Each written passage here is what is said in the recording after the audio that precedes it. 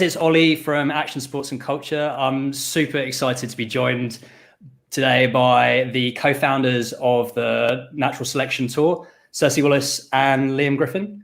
Congratulations, by the way, on a massive achievement, putting on the first year of the tour, and it's just been incredible to watch. And have you had time to kind of soak it all in, or how have you been? Go ahead, Cersei. Oh, I was going to say there hasn't been a lot of time to soak it in. We're straight into planning for next year. And, one of the downsides of success is success in having to essentially go straight into planning for 21, 22. So I certainly haven't caught my breath yet. I don't know about you, Liam. I took a little breather. It was pretty pedal to the metal from, the entire season, really. And then once the AK show went to air, I straight up took a week off. And props to the rest of the crew, Trav, Carter, Cersei, sucking up a little extra bandwidth that week for sure. Because we all had, everybody was wearing all. Liam went the hardest of us all, I think. You are won the crown for the hardest, most dedicated member of the team for sure. I think that was only because I was the only one who could go to British Columbia. So with the border restrictions, I'm the only Canadian on the crew. I'm actually dual citizen. So with the border restrictions, everyone else at the BC event was based in the province of BC, because at the time, even interprovincial travel was discouraged by the province of BC. So I had to go straight from Jackson to BC to quarantine for 2 weeks. Just to get into the country and then do the BC event. So, but Trav would have been there. Could he have been there? The whole crew would have. But it was just such a challenging year that we had. That was probably the biggest pivot. Wyoming, I would say in general, went pretty much how we wanted it to go. There was definitely a lot of extra work because of COVID, but Wyoming in general was probably the least restrictive location of the three, even with the restrictions that we had.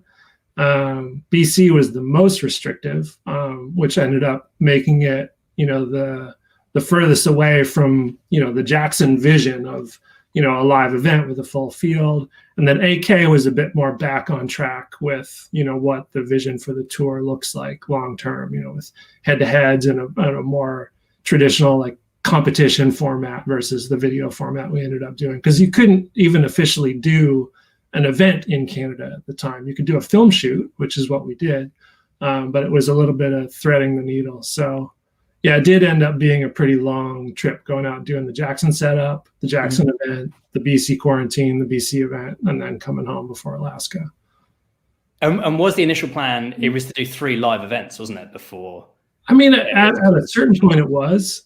Yeah. But at a certain point, you also realize there's a global pandemic, there's, huge spending freezes, there's border restrictions, and you've got to set yourself up for plans that you can execute, or you think you can execute, and then just have a stack of backup plans under those. Yeah. Did you guys, getting a live feed, at Baldface, we've done it, right? But that coupled with the challenges of Alaska and COVID, it was a high bar to set.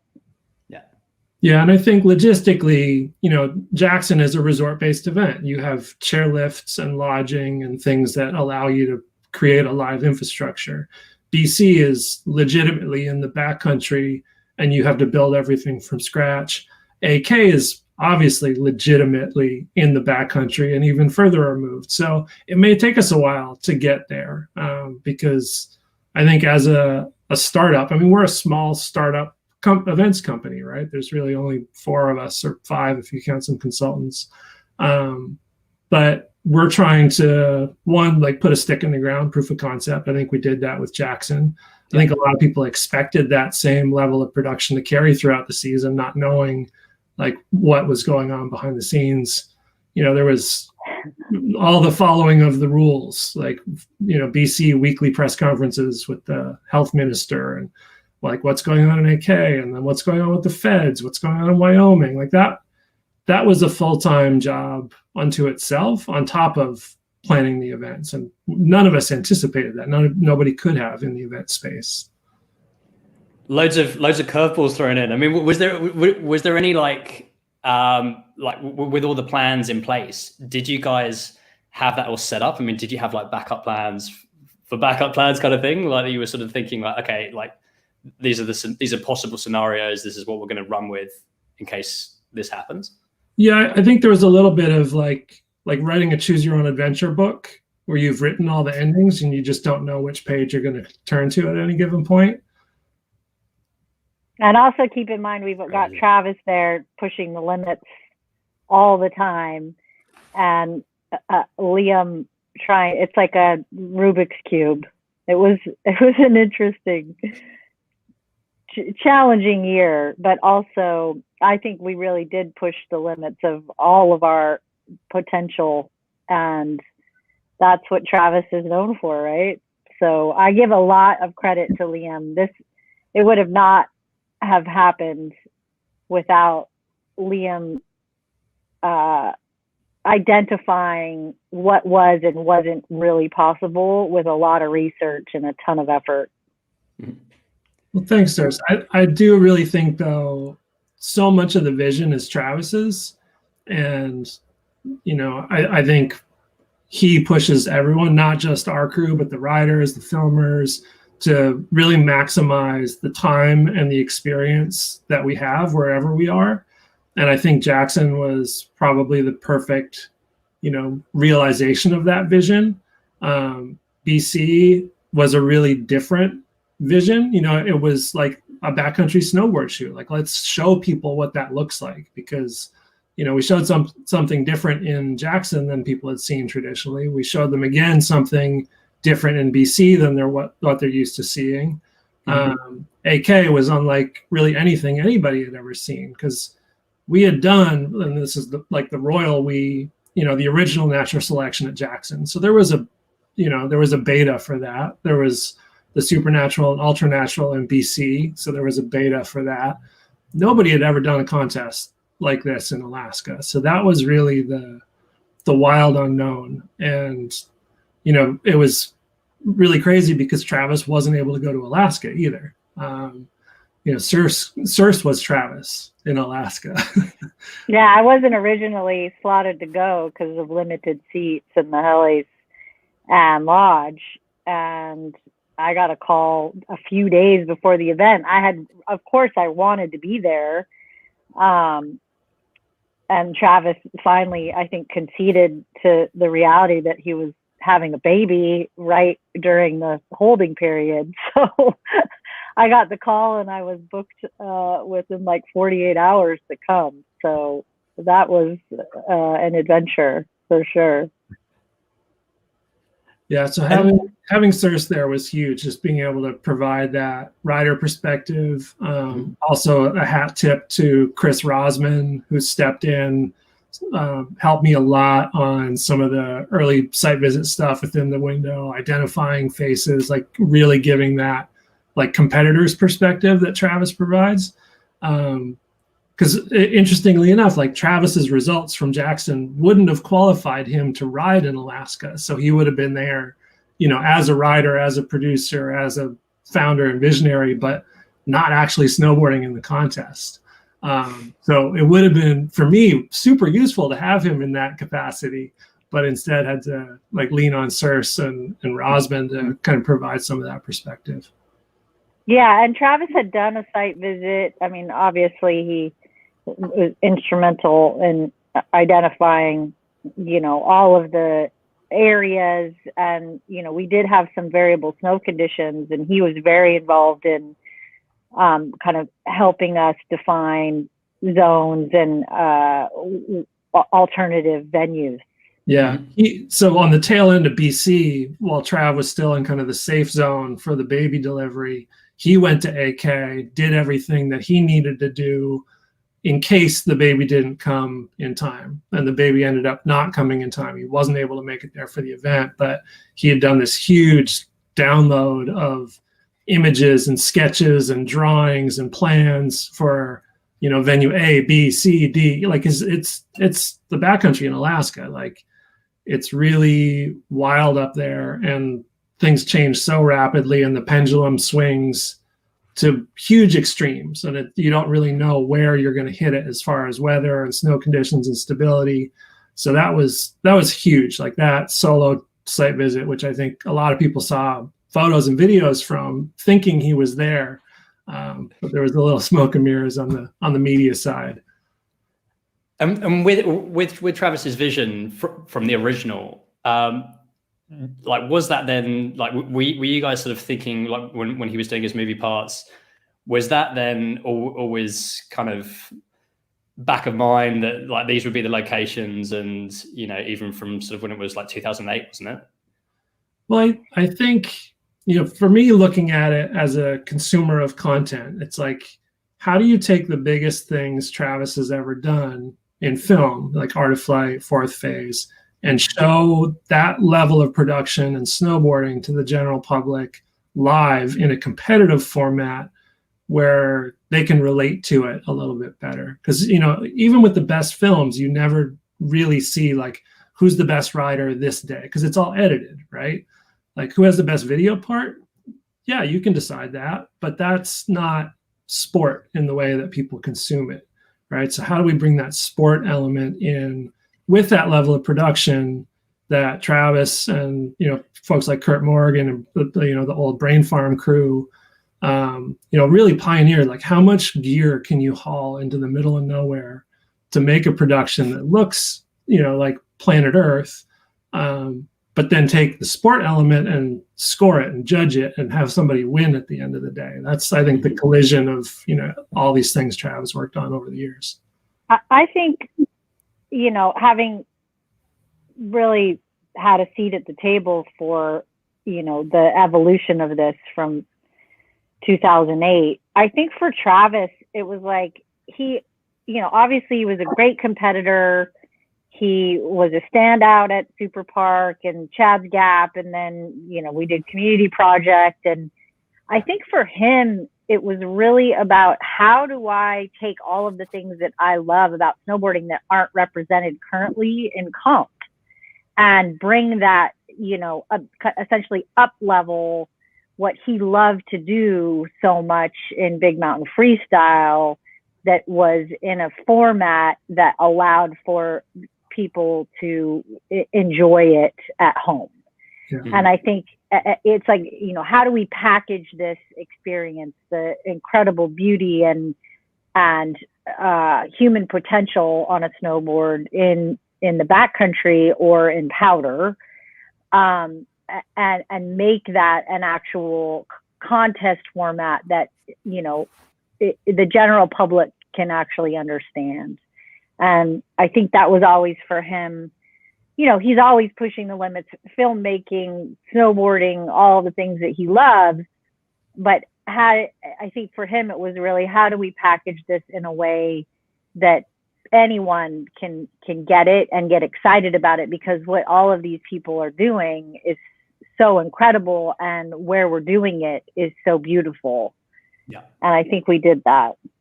Yeah. Did you guys think that the response would be that great? I mean, it was kind of obviously worldwide audience, and sort of even people that may not necessarily snowboard were like, you know, then, like you said, like they can relate to it and they can sort of see that. And did you kind of think that it would be like that, or was it sort of after Jackson you think, okay, like? I think we all really hoped it would be that way, and we internally really believed in this thing for a long time. And not just the concept, but the concept combined with the format, combined with the locations, combined with the type of riders. Like, I think we all genuinely felt there was not just a need for it, but an appetite for it. Mm-hmm. Something a little, you know, tangent on the the evolutionary chart of snowboarding that takes things off in a slightly different direction. But even that said, the response at Jackson was totally overwhelming. I think for everyone, like just hearing from people outside the industry, hearing from people who maybe left the industry and have been disconnected from it for years and then kind of came back to it through this. It felt very like multi-generational too, in terms of the feedback, people from like across the entire spectrum of snowboarding. So that was not totally unexpected, but a little surprising, just the volume of the, bandwidth that got sucked up. And there was a, perfect COVID storm too. A lot of people stuck at home, a lot of people looking for a point of connection. And I think people found that through sort of co-consuming content. I think there was an appetite, right? That we needed something disruptive in the space, that the homogenization of snowboarding with, the Olympics and the evolution of that as kind of the crowning achievement that doesn't factor in this aspect of snowboarding, which is really relatable. Like, everyone loves a good powder day, right? Everyone knows, how good that feels, at least snowboarders do.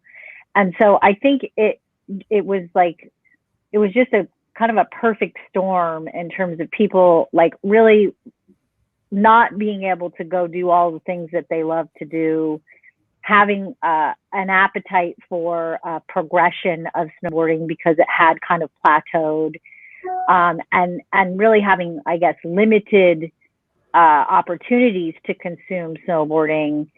And the fact that we got good weather, the quality of the stream, like all of those things, I think just allowed for people to tune in a way that felt new and exciting. I think, Travis and Liam especially put so much energy into format, and how do we kind of, that's always the challenge, right? You watch X Games or the Olympics and it's like, it's very limiting in what you can actually consume. And this, I think, gives a greater perspective of the capability and the human potential of these athletes, while also putting it in an exciting kind of escalating format that is more aligned with, the sports formula.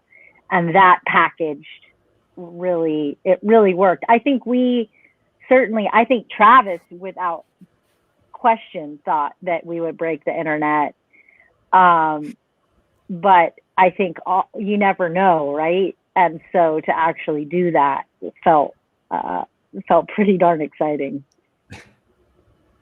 Yeah, I think to further Cersei's point about the format, like the head-to-heads became memeified, right? Like, you're doing something right when the internet takes a hold of the thing and makes it their own. And all those matchups, some of them very unlikely, some of them with, favorites, some of them with underdogs. We haven't really seen that in snowboarding. Aaron Style did it for a couple of years, did head-to-heads, but I don't know that it was, as live or as heavily consumed at that time. So not something entirely new, but I think the combination of this different format with head-to-heads in a different venue, which is inherently more difficult for people to understand, right? Because you're not comparing apples to apples. Every run is a little bit different. Yeah. So I think if you did, a 3-run best run counts format with 16 men, you'd have to keep track of so many runs, and you'd be like, oh, is this one better than that one or not? Because this guy went this way, and then someone went a completely different line. When you only have to compare A versus B, it's like these little digestible chunks. It's easier to understand. And even if you're not like a diehard snowboarder, your attention span is long enough that you can be like, all right, it's Ferg versus Mikkel. Let's go. And those little chunks, I think, kept people engaged because they wanted to see, who wins each of these little miniature competitions instead of this big, long, drawn out competition. I think Sort of it's similar so to much. like WSL, right? Yeah, I mean, Yeah. definitely taking a nod from Surf Heats, right? Like it's little digestible chunks that you can watch. You have a favorite, and they advance or they don't. Yeah, I think we thought of it more as like battles, I think, than that, like, I don't know, WSL kind of drones on. But I think that it's so much easier even for the judges to to take 2 runs into consideration, or in any given time, as opposed to overall impression of a bunch of riders, right? Like it's pretty definitive. It's easier.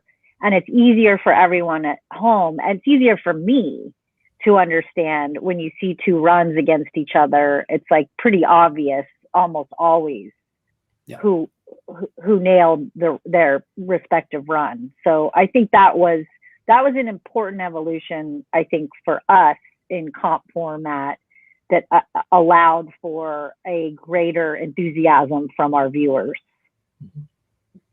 How did you guys look at it in regards to sponsors and partnerships? Did you sort of try and like do something complete? Like, were you looking at doing something completely new into what had been done on sort of previous type of events and competitions?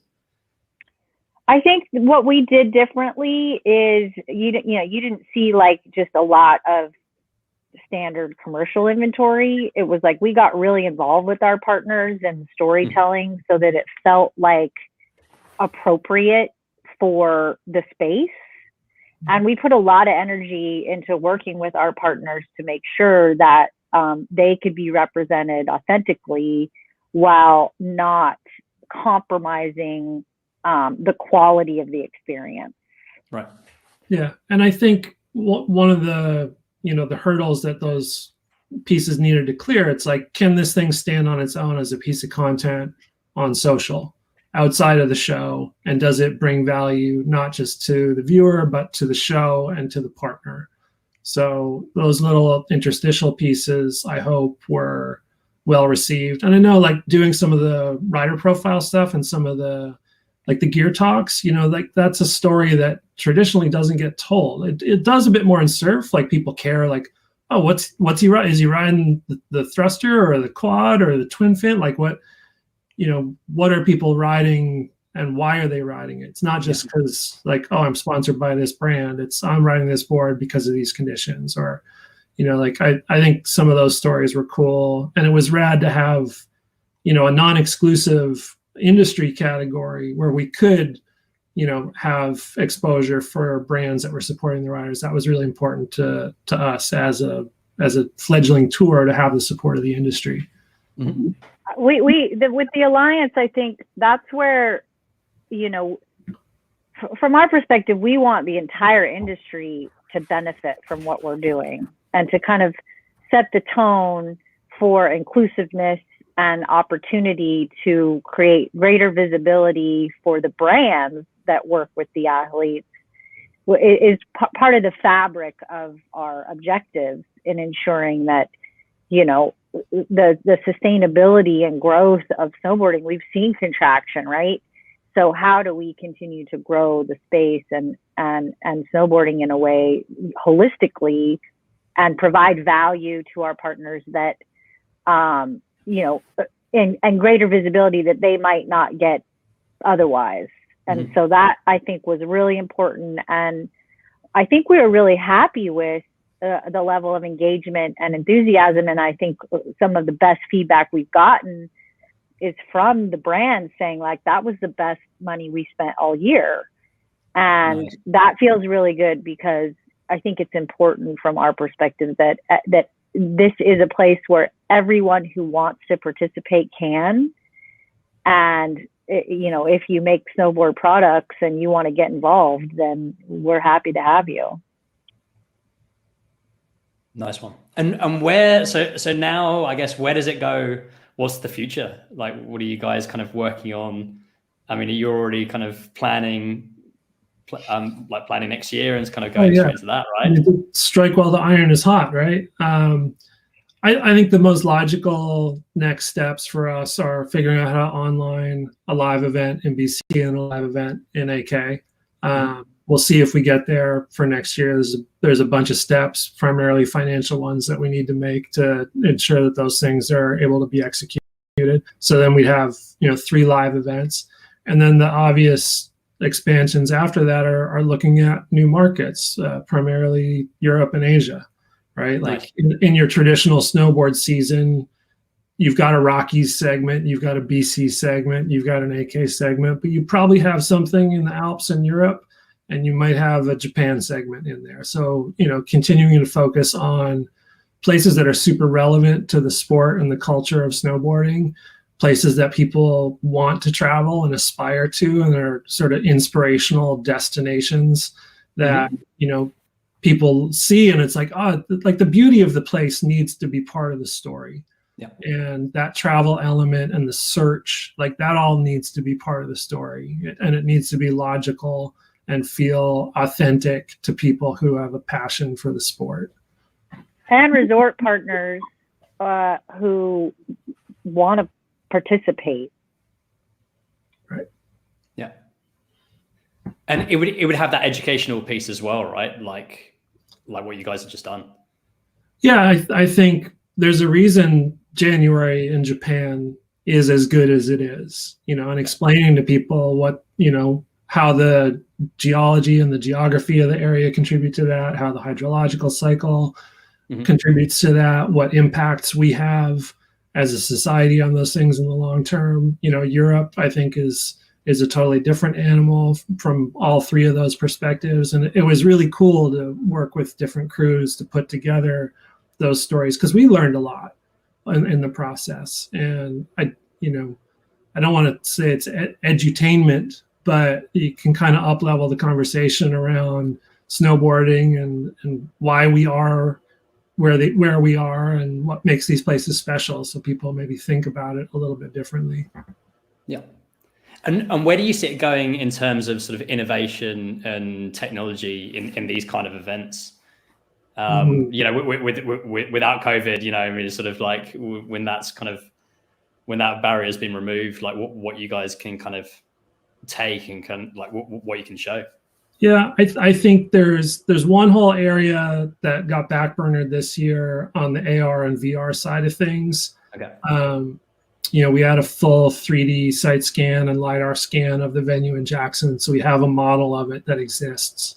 It was never completed and pushed public, but I think there's some really cool stuff we can do, both for athletes on site in terms of visualizing and doing course inspections, because there's no practice for this, right? It's not like a slope style or a pipe where you can just groom it at the end of the day and it's good to go. So being able to virtually put people on the lip of a jump where they can look around, we got close with some of that stuff this year, but then translating that experience to the home viewer for folks who have, you can do it on your phone now with some of the AR and VR tech or a headset. So that's one area. That, and then the drone stuff. It was a pretty big leap this year. We've got some work to do on how it interfaces with live. You probably, if you have a sharp eye, noticed some differences between the Jackson event and the BC and the AK events. The Jackson was live drone, the BC and AK were obviously post drone. And there's some camera things that we really want to work on with that technology that I think could continue to change the viewer experience and enhance it. And then we really had to pause, obviously, any experiential, but that is certainly part of our future planning, a more experiential experience. I don't know if you saw that we did any of the streaming of the panel discussions, but we really want this to be a conversation. So a community-based event that certainly allows for, I think, a little bit more immersiveness in the experience itself for the people in those respective regions. Yeah, for sure. It's easy to put together a week-long program in Jackson that includes everyone in the community. This year, it had to all be virtual. In Nelson this year, we were invisible, intentionally invisible, so as not to, have any potential disruption of the local community there, because those mountain communities were really sensitive to travel at that time. And then same up in Alaska. So I think the potential to create in-person experiences for the communities and build these things out, not into like a full-blown festival, but at least, you know, a week worth of programming where every evening there's something additive to the experience. Nice. Cool. And when can we hear like what the next announcement's going to be? Is that? Ooh, loaded question. Stay tuned. Stay tuned, exactly. Yes. Watch this space. Follow us on Instagram. I mean, official announcements probably not till the snow flies next season. You know, it's going to be a solid 6 months of hustling on the back end to figure out how to fund these dreams, right, Circe? Yeah. Yep. It is an evolving and exciting event. Let's just say that. We'll keep you posted. Nice. And if anyone wants to get in contact and to follow you guys, what's the best way? It's at Natural Selection on Facebook and Instagram, or naturalselectiontour.com to find the website. And all of the broadcasts can be found on the Red Bull TV app. So if you missed either the Jackson live stream, the BC show, or the AK show, they're all up there ready for viewing. Nice. Well, Circe, Liam, thanks so much for your time. It's been great hearing about everything that went on behind the scenes on tour, and yeah, we'll definitely be on the lookout when there's some news. And yeah, I look forward to following all the action. Yeah, I mean, I really think this is just the tip of the iceberg. This is only the beginning, and we're really grateful for the support of the snowboard community, all our partners who came on early in a really sort of confusing and uncertain time, all the athletes who came out on tour and trusted us with their safety this season. It was a huge collective lift, and I think we're all just grateful to have been part of it. Ditto. Nice.